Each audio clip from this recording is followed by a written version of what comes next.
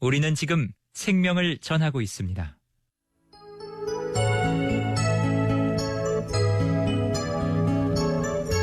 내 너를 위하여. 오늘은 광주 서구 풍암 신흥로에 위치한 주안의 교회 강동환 목사님의 말씀으로 함께합니다.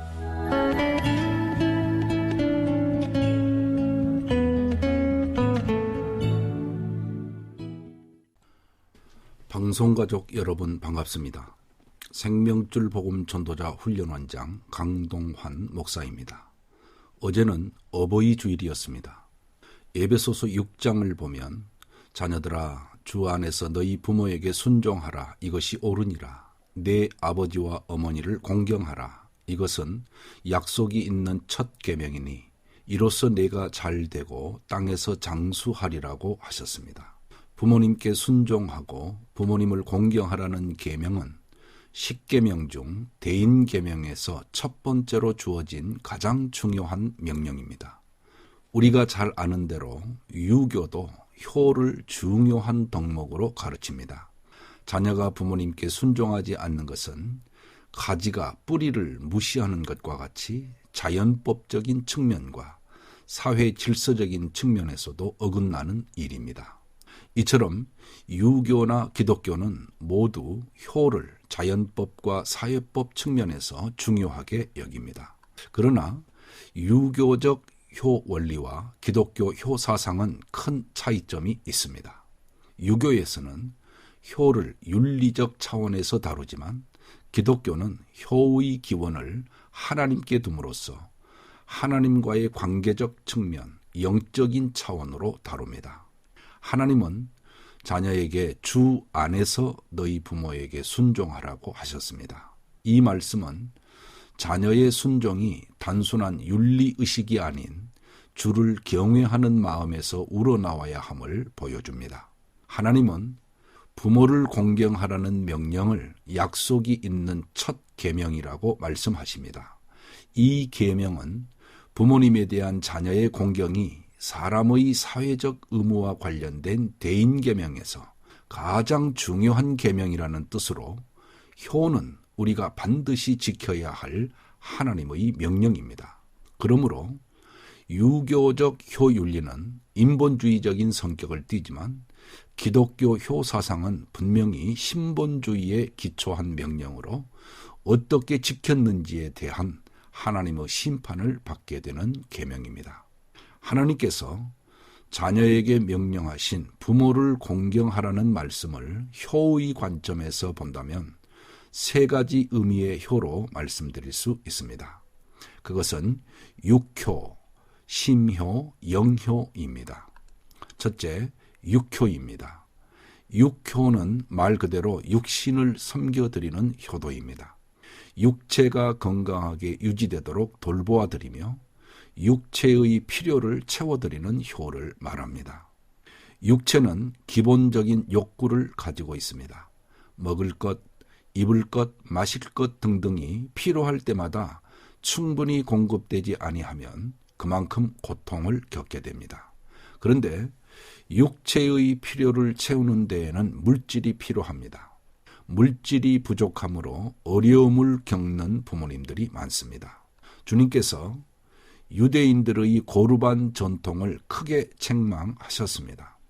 부모님께 물질적으로 드려서 공경해야 할 돈을 부모님께 드리지 않고 그 돈을 하나님께 드리며 고르반, 즉 하나님께 드림이 되었다고 하기만 하면 부모님의 육신적 필요를 외면해도 된다고 하는 것은 악한 일이며 너희가 사람의 계명을 가지고 하나님의 계명을 폐하였다고 책망하셨습니다. 그렇습니다.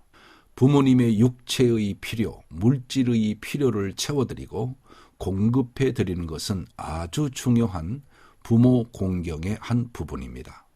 공경이라는 단어의 헬라어 원어를 보면 티마라는 단어를 사용합니다. 티마의 원뜻은 값을 치르다, 빚을 갚다라는 뜻입니다. 부모님이 자녀를 낳아 기르면서 많은 값을 치르면서 대가를 지불하며 키우셨습니다. 그러므로 자녀는 부모님을 공경할 때 말로만 하는 공경을 해서는 안 됩니다. 비용을 내어 값을 치르고 빚을 갚듯이 육신의 필요를 지속적으로 채워드려야 합니다. 언젠가 제가 부모님이 계신 시골에 다녀오면서 한 마을을 지나가게 되었는데 그 마을 어르신들이 걸어놓은 재미있는 현수막을 본 적이 있습니다. 아들아, 코로나 무섭다. 집에 오려고 하지 말고 용돈이나 두둑히 보내거라. 얼마나 솔직한 표현입니까? 노후를 걱정 없이 보내려면 누구에게나 물질이 필요한 법입니다. 두 번째로 심효입니다. 말 그대로 부모님의 마음을 기쁘게 해드리는 효도입니다. 잠언 23장 25절에 내 부모를 즐겁게 하며 너를 낳은 어미를 기쁘게 하라고 하셨습니다. 부모를 거역하는 것이 마지막 때의 징조 중에 하나라고 사도 바울은 예언하였습니다. 자녀가 부모의 권위를 무시하고 불순종하는 일은 부모를 고통스럽게 합니다. 마음으로부터 우러나오는 진심이 담긴 효도는 부모님의 마음을 기쁘게 합니다. 육효를 하면서도 심효를 하지 않을 수 있습니다. 부모님의 마음을 기쁘게 하고 즐겁게 하는 것은 자녀의 마땅한 도리이며 하나님께서 기뻐하시는 효도입니다. 셋째는 영효입니다. 영효는 신령한 효로 육효와 심효를 완성하는 효이면서 자녀가 부모님께 드릴 수 있는 가장 큰 효도입니다. 영효는 부모님의 영혼이 구원받고 세상을 떠나실 수 있도록 구원의 복음을 전해드리고 구원을 받게 하는 효도입니다. 육효, 심효를 잘 하였으나 부모님의 영혼이 지옥에 떨어지도록 방치하거나 무관심하였다면 그리스도인으로서 어찌 효를 다하였다고 말할 수 있겠습니까? 그러므로 하나님을 모르고 사는 사람, 믿지 않고 살아가는 불신의 사람은 효심이 아무리 지극하다 할지라도 부모님께 결코 영효를 할 수 없지만 그리스도인은 불신의 부모님을 천국으로 이끄는 영효를 할 수 있습니다. 부모님의 구원을 위하여 수년, 아니 몇십 년을 기다리며 눈물로 기도하는 분들이 많습니다. 가족을 전도하는 일이 말처럼 그렇게 쉽지 않기 때문입니다. 평소에 남의 말을 잘 듣지 않는 완고한 어르신을 전도하는 일은 더욱 어렵습니다. 십자가 복음, 부활의 복음을 어르신이 알아듣기 쉽게 전하여 예수 그리스도를 자신의 구주와 주로 깨닫게 하고 믿게 하고 입으로 시인하게 하는 일은 참 어려운 일입니다. 생명줄 복음이 하나님으로부터 제게 선물로 주어졌는데 우리 교회 장로님이 제게 부친을 전도해 달라는 부탁을 하여 고민하고 기도하면서 하나님의 응답으로 주어졌습니다. 장로님의 부친은 워낙 성품이 괄괄하시고 누구의 말을 잘 듣는 분이 아니고 자기 주관이 뚜렷한 분이셨습니다. 그 어른이 입원하신 병원에 신방하기로 약속한 날이 점점 다가오던 어느 날 새벽에 하나님은 제게 생명줄 복음에 대한 지혜를 주셨습니다.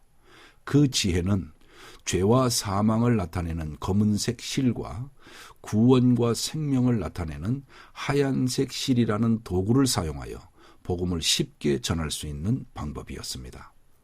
저는 즉시 병실로 찾아가 그 어른께 하나님께서 일러주신 방법대로 검은색 실로 죄와 사망을 설명하고 하얀색 실로 예수님을 전하였고 검은색 실을 끊고 하얀색 실인 예수님을 믿고 예수님께 접붙여져야 구원을 받고 천국에 갈 수 있다고 전하였습니다. 복음을 들은 그 어른은 놀랍게도 복음을 알아듣고 자신이 죄인임을 고백하면서 그 자리에서 예수님을 영접하겠다고 응답하셨고 영접 기도를 따라 하심으로 주님을 영접하셨습니다. 지금은 가는 실을 두꺼운 줄로 바꾸어 생명줄 복음이 완성되었습니다. 여러분, 제 경험상 생명줄 복음 전도는 어르신들이 쉽게 알아듣고 믿을 수 있게 하는 아주 좋은 전도법입니다. 지금까지 살아온 자신의 인생을 검은색 줄로 보여주고 죄와 사망의 자리에서 구원받는 길이 되시는 예수님을 세 가지 색으로 된 줄로 보여주며 구원의 길을 설명합니다. 그러므로 말로만 전하는 전도와 확실히 다릅니다. 여러분도 생명줄 복음을 훈련하면 연로한 부모님뿐만 아니라 어른들께 쉽게 알아들을 수 있는 전도를 할 수 있을 것입니다. 여러분의 부모님께 육효, 시묘를 하시고 더 나아가 하나님께서 가장 기뻐하시는 영효를 함으로 부모님을 천국으로 인도하는 기쁨을 누리시기를 바랍니다. 아멘.